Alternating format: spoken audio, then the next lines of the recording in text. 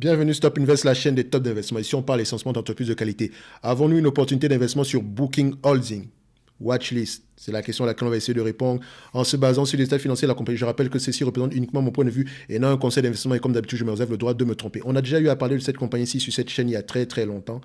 Vous pouvez aller voir à quel prix, combien est-ce qu'on est aujourd'hui et comment est-ce que ça s'est passé. Ok, je vais aller droit au but. Première chose que je recherche, c'est le PER. Quel est le PER pour cette compagnie-ci? Voilà, je rappelle ici que les free cash flow représentent la véritable rentabilité de cette compagnie-ci. D'accord, donc généralement, quand vous allez voir les price to free cash flow, je préfère prendre les price to free cash flow ici. Donc le marché paye généralement 20, 22, 25 fois les bénéfices pour cette compagnie-ci. Donc entre 20 et 25, d'accord, je prendrai 20. Donc vous pouvez prendre 20 ou 25 fois les bénéfices si vous êtes très optimiste ici. Donc, ici également, vous constatez que c'est une compagnie de croissance. Oui, la pandémie est passée par là, d'accord, mais avant ça, c'était déjà une compagnie avec une assez bonne croissance, ok. Donc, on avait une croissance au moins aux alentours de 10% par là en montant. Ça, c'est la pandémie qui est passée par là, ok. Donc, on va être très optimiste ici. Aujourd'hui, on prendra 25 fois les bénéfices, mais je dis une chose, c'est que quand les taux d'intérêt augmentent, les multiples auront tendance à diminuer. Donc, n'allez pas prendre du 40 fois, du 50 fois les bénéfices. Il faut vraiment qu'il y ait une certaine croissance à l'intérieur, ok. Donc, je pense qu'à 25 fois les bénéfices, réellement, si on garde à peu près la même croissance de 10% ici sur les 5 prochaines années, et encore, on peut se dire que c'est possible parce que la taille de ce marché-là est énorme ici, d'accord. On peut se dire que voilà, ça reviendra à payer à peu près 20 fois, moins de 20 fois les bénéfices en date d'aujourd'hui réellement, ok. Donc, ici, en termes de, vu que j'ai déjà mon PER en tête, en termes de dette nette ici, d'accord, et je vous ai dit, prenez 3 niveaux. Donc, dette nette ici, on est à peu près à, elle a du cash net, 1,280 milliard ici. Nombre d'actions en date d'aujourd'hui, est-ce qu'elle rachète massivement ses actions en date d'aujourd'hui? Oui, vous voyez, massivement le nombre d'actions. Donc, on a à peu près du cash net ici aux alentours de combien? 1 milliard, 1,28 divisé par 0,387. D'accord, ça fait à peu près 33 dollars par action ici en termes de cash net. Ok, donc oui, vous allez voir que oui, mais l'action coûte 2570 dollars. Oui, une action de BKNG contre, je ne sais pas moi, 10 actions de n'importe quelle compagnie à 257 dollars, ça revient à la même chose. D'accord, l'action n'est pas chère ou surévaluée. C'est une action qui est peut-être à un prix, voilà, hors d'atteinte pour toi ou bien pour vous. D'accord, donc l'action n'est pas surévaluée. C'est 2557 dollars. D'accord, on revient ici, enfin par rapport à la dernière fois en plus, voilà, vous voyez que c'est toujours un deal.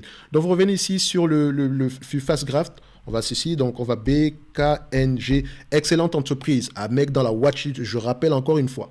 Ok, donc maintenant, les analystes ont tendance à avoir raison sur cette compagnie-ci, oui ou non? On regarde ici l'estimation des analystes par rapport à ce qu'on s'attend généralement sur les FICA, sur les adjusted earnings. Ici, on se constate, bon, c'est légèrement la même chose ici. Il y a une différence ici de 3 dollars à ce niveau-ci. Donc, vous constatez que les analystes ont souvent raison par rapport à leur estimation des free cash, des net income ici. Est-ce que c'est le cas?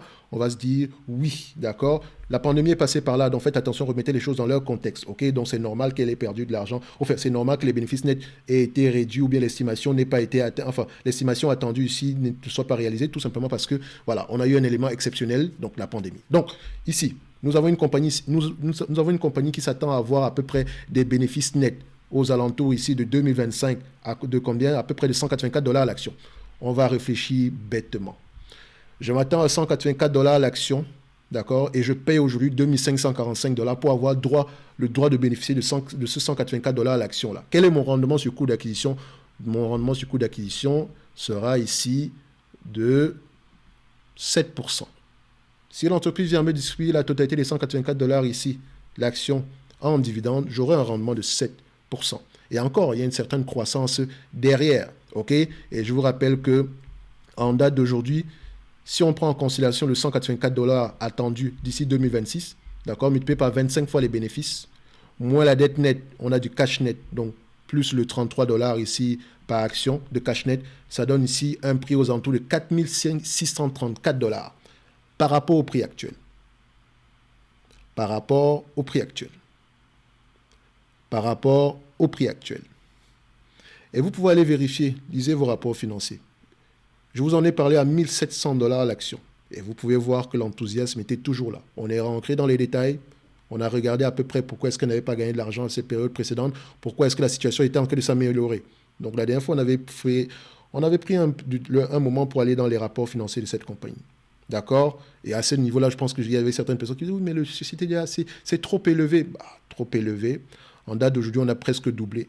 On a presque du 50%. Ça fait quoi? 2500 2545 divisé par 1700, ça représente à peu près quoi? 49% en quelques temps.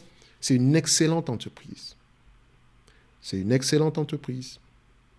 Et je répète encore que c'est une excellente entreprise. Vous voulez voir les marges? Je vous laisse aller voir la dernière vidéo, on a parlé des marges. Après, on peut prendre 2 secondes ici pour regarder ça. Nous avons une entreprise ici qui a des marges brutes de combien? Vous connaissez combien d'entreprises avaient des marges brutes aux alentours de presque 85-90%? Et la pandémie est passée par là. Combien?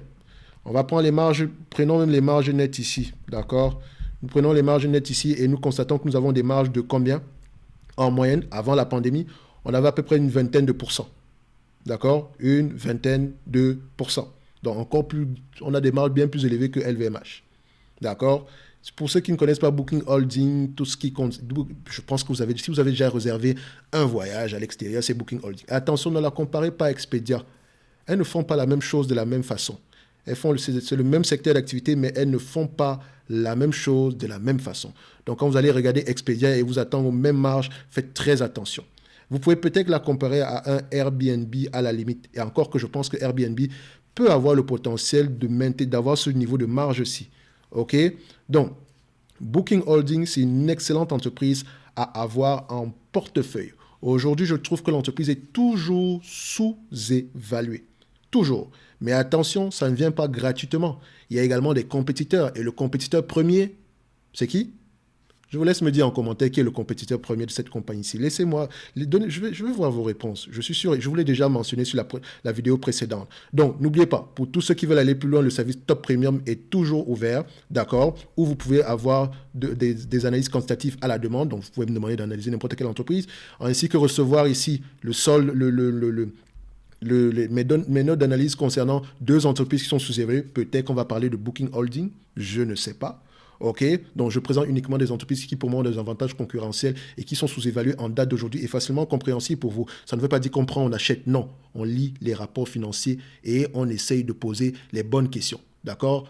Donc, pour investir à long terme, il faut investir avec conviction. Et pour investir avec conviction, il faut soi-même faire le travail de lecture. Ici, c'est juste pour vous donner à peu près, c'est un peu comme un plan. Si je vous dis que l'entreprise ici va réduire les coûts de 10 milliards, OK, Thierry a marqué ça, je vais aller vérifier moi-même. Toujours vérifier, OK? En supplément de ça, pour les 101 personnes restantes ici, jusqu'au 31 du mois de mars, vous aurez accès à la formation thématique, comment analyser une banque, comment lire les rapports financiers, les premières d'une longue série certainement, ici, parce que je pense que chaque secteur d'activité s'analyse d'une certaine façon. OK, on va commencer par les banques parce que c'est la situation du moment. Ça vous permettra d'apprécier ici le risque d'épargne au-delà du dividende du payout ratio. OK? Et vous savez qu'ici, on privilégie toujours la lecture des rapports financiers. On va en profondeur. Une fois qu'on connaît correctement son entreprise, encore qu'on ne connaît jamais parfaitement une entreprise ici, au moins on sait où on met les pieds. D'accord? Ça ne veut pas dire que vous n'allez jamais faire d'erreur, mais au moins, quand vous allez faire une erreur, vous saurez pourquoi. Parce qu'il y a des éléments qui vont vous échapper dès le début et vous allez vous dire OK, même si je n'ai pas cette information-là, j'y vais quand même. OK? Ça reste ici, Booking Holdings, c'est une excellente entreprise à avoir en portefeuille aujourd'hui. Mais n'oubliez pas, la question est de savoir qui sont nos compétiteurs. Quels sont nos plus gros compétiteurs ici? Laissez-le-moi ça en commentaire. Je vais voir à peu près si parmi vous, quelqu'un a un tout petit peu fouillé. Et je vous donne déjà comment on appelle ça? Un tips. Allez regarder dans la partie des risques dans les rapports financiers. D'accord? Vous allez trouver. Vous allez trouver. Et je suis sûr et certain, un deuxième tips, vous utilisez en fait son compétiteur tous les jours. Bon, on s'arrête là. On va se donner rendez-vous sur la prochaine vidéo. J'adore cette entreprise et je vous encourage à aller regarder en supplément.